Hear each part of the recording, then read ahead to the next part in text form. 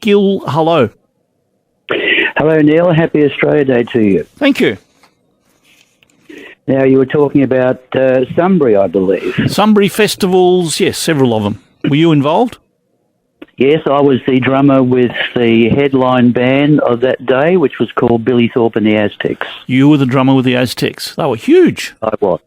Yes, that's me. I'm still here, Neil. You're still a musician, or once a musician, always a musician.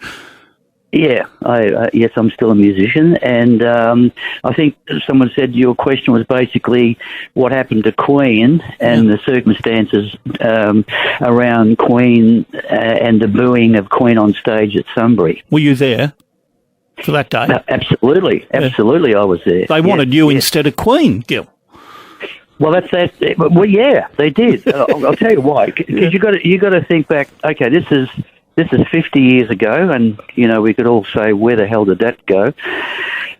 50 years ago, we're talking about 35,000 people who went to a rock festival for 3 days, pitched tents, took their kids, smoked dope, and listened to loud, extremely loud, boogie and rock and roll music. In the middle of that, you put on stage a band that's playing what you'd have to class as fairly insipid music compared with the loud rock and roll that the people expected. And also you put on stage people who aren't dressed in jeans and T-shirts and drinking Scotch and Coke on stage, and they're all wearing, satin pants and different colours, and all we heard was, boo, boo, boo, we want Thorpe, we want Thorpe. And that's what they got. So Queen were actually booed off stage at Sunbury. Do you remember what they managed to play? Did they get anything out? Yes, they got a couple of things out. I can't remember exactly what the things were because they were hardly known in Australia at that stage. And I remember Freddie Mercury said, "You'll regret this. We'll be back. We'll be back." He was right. It'd be funny if they were booed off from Bohemian Rhapsody, which turned out to be one of the biggest sellers of all time. Yeah, well, they did. I doubt whether they were doing that, but it was just that. It's just the thing that people who were there after a few days in the sun and the heat and the dust and all, everyone was smoking dope back in those days, and this band comes on stage, which they didn't really like at all. That's funny. And they didn't want them. They wanted Thorpe because this was sort of the crowning achievement of the Aztecs because we had Most People Know Think I'm Crazy out, which was a big hit for us, and the people just wanted loud rock and roll, and that's what Billy Thorpe and the Aztecs were. I mean, we were really the first pub rock band in a way. Of course, yourself, Gil, though, as a purist musician, would have recognised the musical abilities of Queen. Didn't really want to, Neil.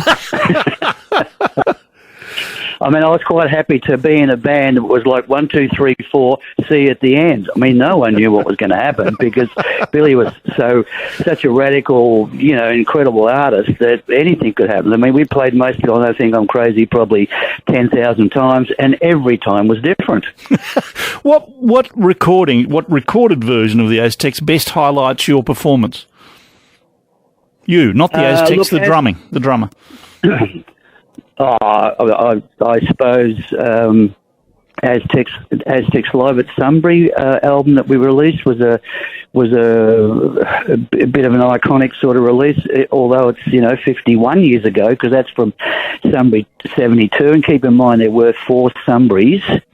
The last one was a washout with Deep Purple. But which track? I mean, that's the album. Which track? Oh, look, there's an Aztec thing called Aztecs Live at Melbourne Town Hall, and I do a drum solo. So a drum solo in the middle of Mama, the track Mama, I think it's called, from memory. We'll have a look. It was 50 years ago, Neil. Well, do they still call you Rathead? Yeah, they do. Where did that come from? Or don't I want to know? Did you bite heads off rats or something? No, I'll tell you where it came from, and you'll get a bit of a shock. When I was very young, I was around about 11 years old. I toured America with Buddy Rich and Gene Krupa as a child prodigy, and I finished up doing a drum solo on the Mickey Mouse Club in America with Cubby O'Brien. Magnificent. So I'm actually Australia's only honorary Mouseketeer. Wow, that's magnificent. So Billy Thorpe figured, so you were a mouse grows up and you become a rat. So that's where the rat head came from. Have a listen to this, Gil. You'll love it.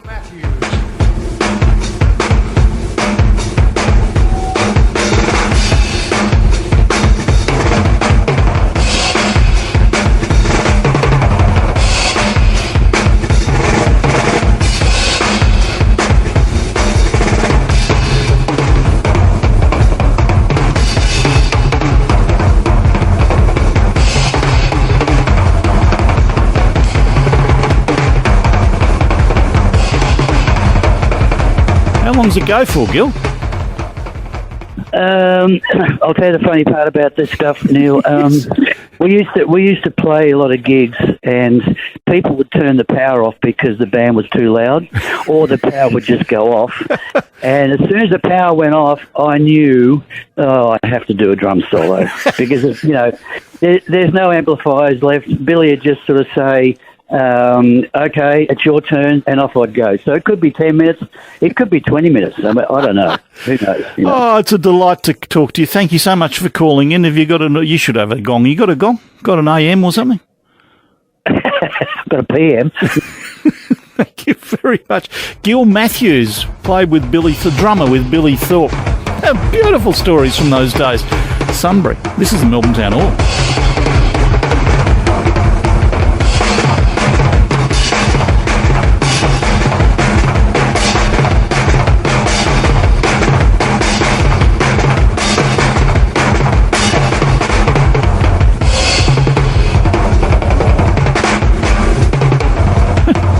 Basically making it up as they go. Wow, magnificent. Gil Matthews, Rathead.